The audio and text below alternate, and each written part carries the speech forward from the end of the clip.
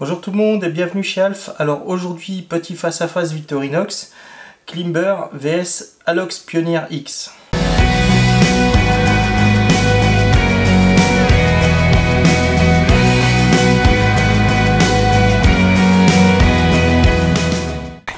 Sortez dehors, il fait beau, marchez.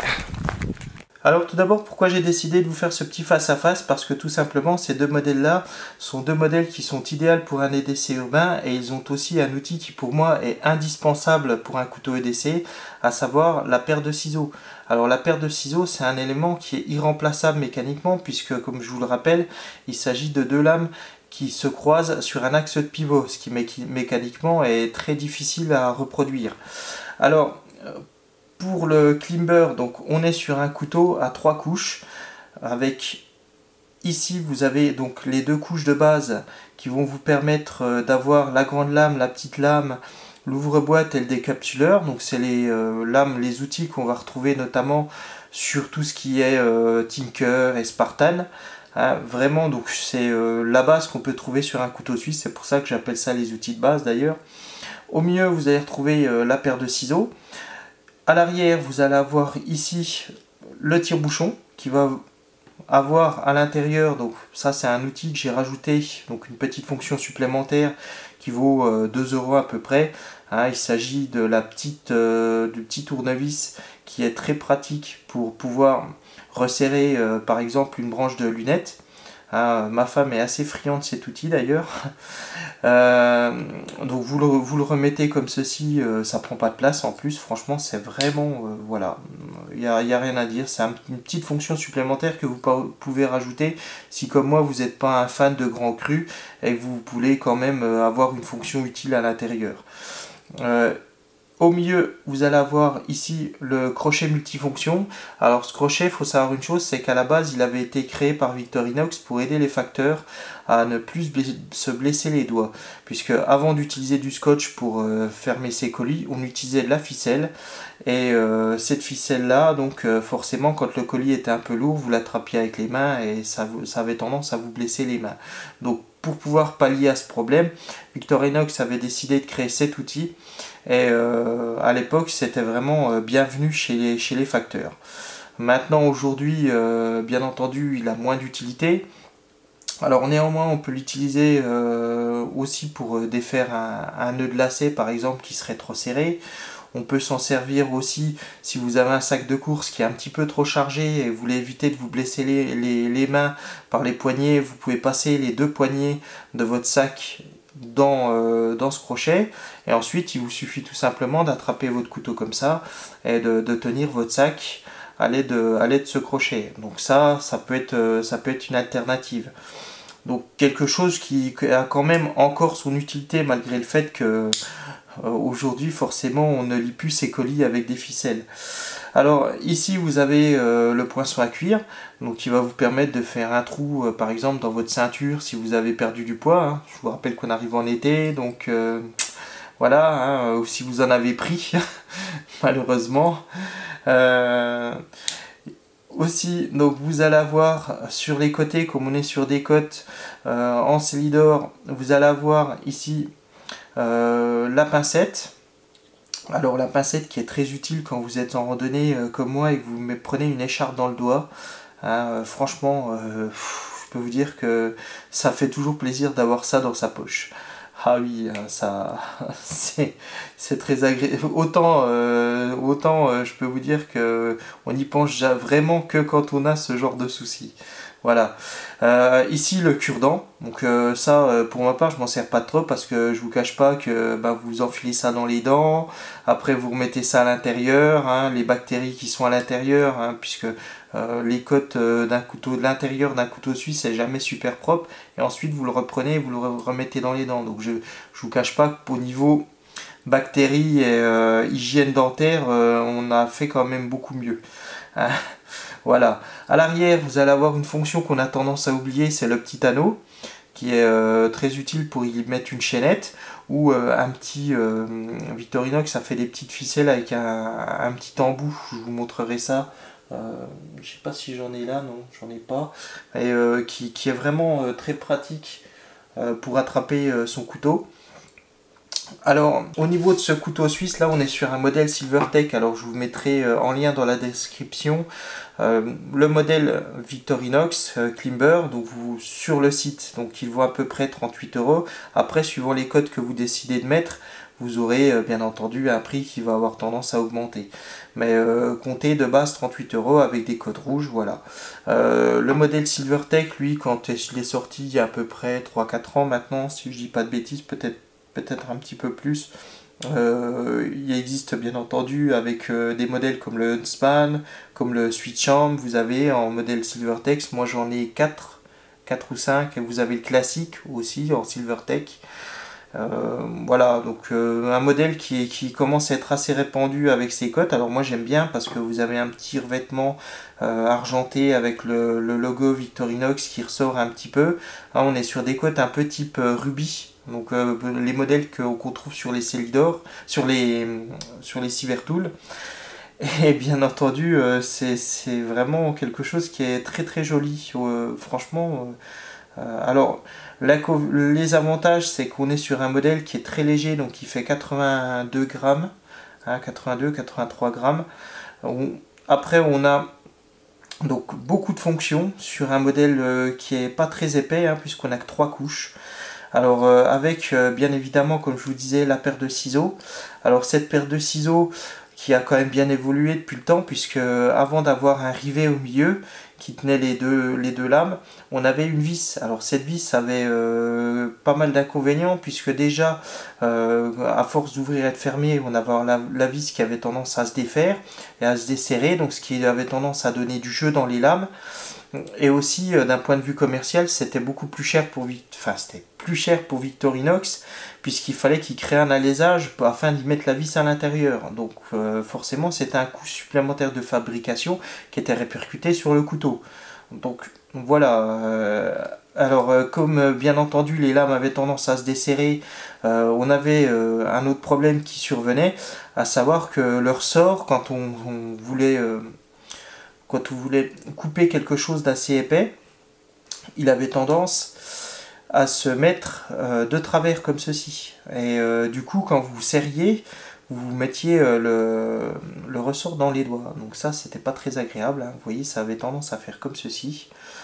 Voilà, donc ça donnait ça.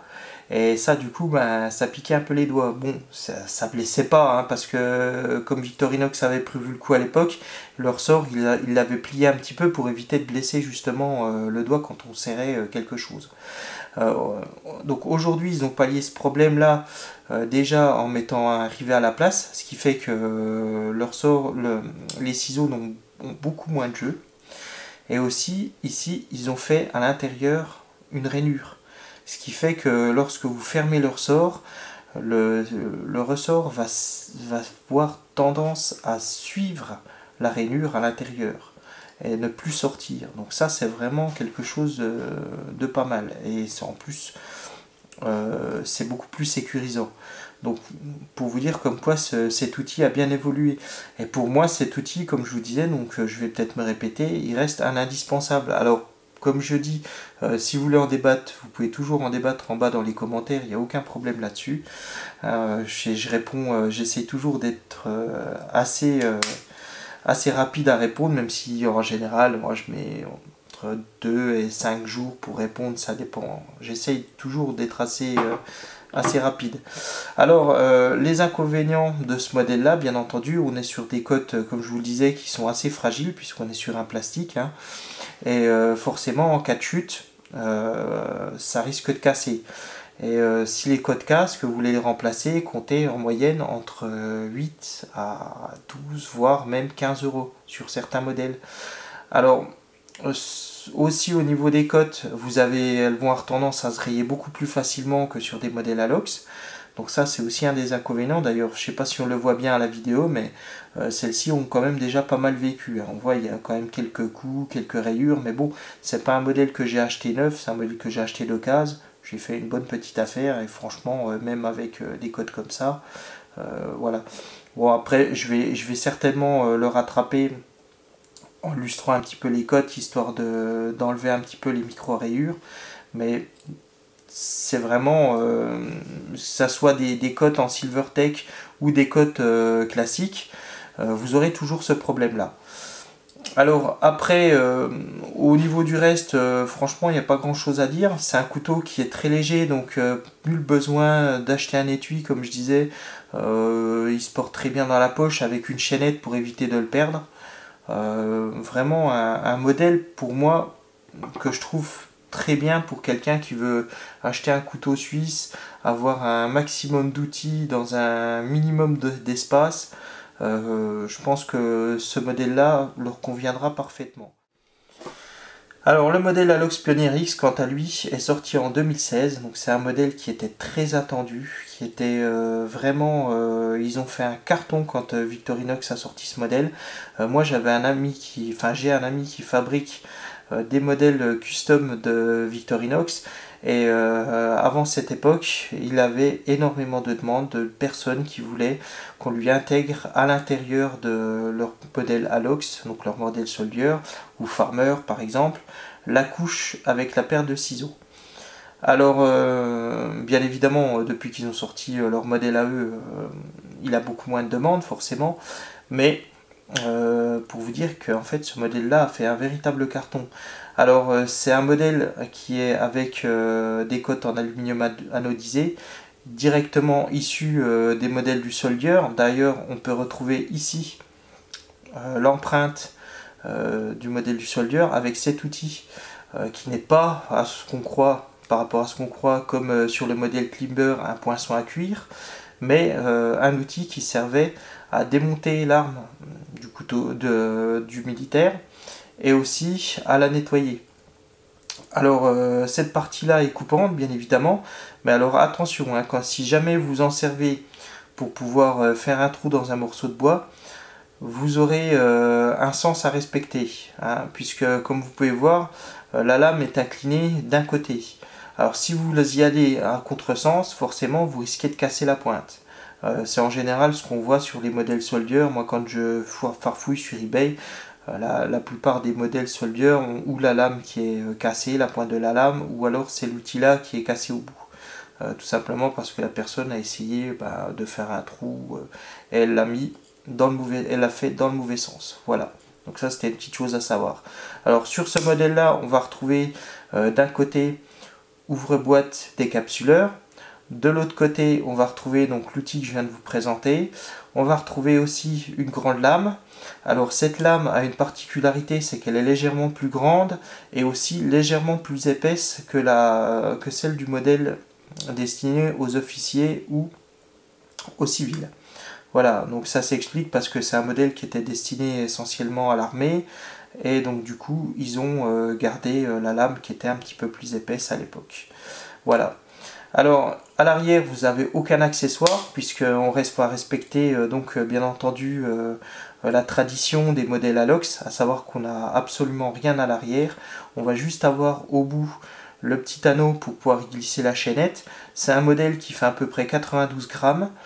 Qui a donc 10 grammes de plus que celui-ci, donc autant vous dire 10 grammes de plus dans la poche, franchement on va pas vraiment voir la différence. Donc comme celui-ci, l'avantage c'est qu'il bénéficie que de 3 couches, alors c'est le maximum qu'on peut trouver chez Victorinox au niveau des Alox. Alors pour vous montrer un petit peu, moi j'ai ici un modèle Farmer qui est aussi un modèle 3 couches. Qui lui dispose à la place donc ici de l'ouvre-boîte d'une petite serpette, ce qu'on va appeler la pruneur. Alors vous avez aussi le modèle électricien avec ici la petite lame de l'électricien à la place. Donc pour vous dire qu'à la différence des modèles des officiers, sur les modèles des officiers, on va avoir systématiquement ici l'ouvre-boîte et le décapsuleur. Alors que sur les modèles Alox, on peut avoir différentes configurations. On peut avoir ou l'ouvre-boîte, ou alors la pruneur, donc qui est la petite lame du jardinier, hein, donc c'est une genre de petite serpette en fait, ou la lame de l'électricien. Alors bien entendu, au milieu on aura toujours cette lame. Ici sur le modèle Farmer, bien évidemment, on a la scie, hein, voilà. Et donc sur le modèle Pioneer X, on va avoir la paire de ciseaux. Alors cette paire de ciseaux est vraiment bienvenue, hein, franchement moi j'ai trouvé ce couteau là vraiment super, sauf que à la conception de ce couteau, Victorinox a fait pour moi une petite boulette, puisqu'ils ont en fait utilisé, pour une question de coût hein, tout simplement, la même paire de ciseaux, le même outil ciseaux que sur les 91 mm.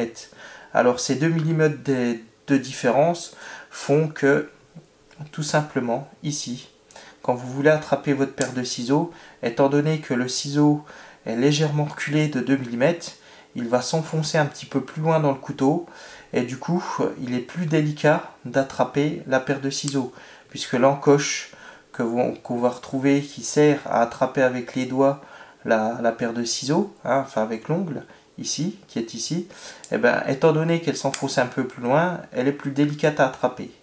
Donc ça, c'est vraiment dommage, parce que l'idée est là, et j'espère que bon, dans les prochaines configurations, Victorinox va pallier à ce problème. Bon, je ne veux pas m'avancer, hein, mais voilà, peut-être ici, en y mettant tout simplement un petit truc pour pouvoir, ou une petite épaisseur supplémentaire, afin que la paire de ciseaux ressorte légèrement, hein, ce qui facilitera beaucoup plus donc la prise en main, si je puis dire. Donc voilà. Alors au niveau de ce modèle là, hein, les avantages sont nombreux, à savoir que les cotes sont indestructibles, hein, hormis le fait que si vous les faites tomber vous aurez une petite marque, mais les cotes ne vont pas casser, elles ne se rayent pas. Donc puisqu'on est sur de l'aluminium anodisé. Alors aussi ce que je peux vous conseiller pour ce modèle là, c'est que si vous avez un modèle, restez sur un modèle basique pour une utilisation quotidienne. Ne prenez pas un modèle de couleur, parce que les coloris il en existe des centaines en aluminium anodisé, vous avez vraiment un choix énorme. Alors le problème c'est que comme on est sur une anodisation, forcément avec le temps, si vous avez une poche avec vos clés à l'intérieur, en plus vous mettez de la petite monnaie, alors sur celui-là ça va le rayer, je vous ai dit même pas comment, et sur celui-ci vous allez avoir tendance à avoir l'anodisation qui s'en va. Alors pour vous donner un petit ordre d'idée au niveau des couleurs, ça c'est l'édition Alox Limited 2019, et ce modèle là donc est en coloris champagne. Alors c'est pour moi il est très beau, mais c'est un modèle qui va rester dans ma vitrine, parce que je sais très bien que si jamais je l'utilise au quotidien, j'y donne 6 mois avant que l'anodisation commence à s'en aller sur les bords. Hein, en général c'est souvent les bords qui prennent en premier, puisque à force de le rentrer dans la poche, le sortir de la poche, etc., ça va avoir tendance à frotter sur la cote et à l'user. Voilà, donc de même qu'on va trouver aussi des petits classiques avec certains coloris. Alors ça, quand vous mettez ça sur vos clés, des classiques Alox, vous allez tuer l'anodisation du classique. Donc à force, forcément, il va être moins joli. Moi, ce que je peux vous conseiller, c'est que si vous voulez mettre un petit couteau suisse sur vos clés, mettez un petit couteau suisse avec des cotes en plastique, ça sera beaucoup plus simple. Il existe des modèles très bien avec des petites lampes qui feront bien le boulot et qui sont très pratiques. Voilà, ça c'était pour la petite parenthèse. Alors pour vous montrer un petit peu une petite différence avec le modèle du Soldier, donc comme vous voyez là on est sur un modèle typique officier du soldat de 1976. Donc c'est un modèle qui a été, c'est la première version qu'on va trouver de 1961-1976. Alors les choses qu'on ne va pas trouver bien entendu sur ce modèle-ci, c'est tout d'abord le Waffen Control, qui était le contrôle qui disait comme quoi le couteau était bon pour le service. Donc sur un modèle civil on ne va pas le trouver. Aussi ici on avait un trou qui a été remplacé par un rivet, et aussi la croix bien évidemment, hein, qui a changé avec le temps, et aussi ici on va trouver l'année du modèle, à savoir sur le talon de la lame 1976 pour celui-ci, et à la place bien entendu sur les modèles civils on va trouver Victorinox d'un côté et rien de l'autre. Voilà, donc tous les deux modèles, donc comme je vous disais, si vous êtes quelqu'un d'assez soigneux, prenez un climber, il n'y aura aucun problème. Franchement, vous n'allez pas le regretter. Ou si vous voulez beaucoup de fonctions sur pas beaucoup de place, pour avoir un maximum de fonctions, je vous conseille le climber.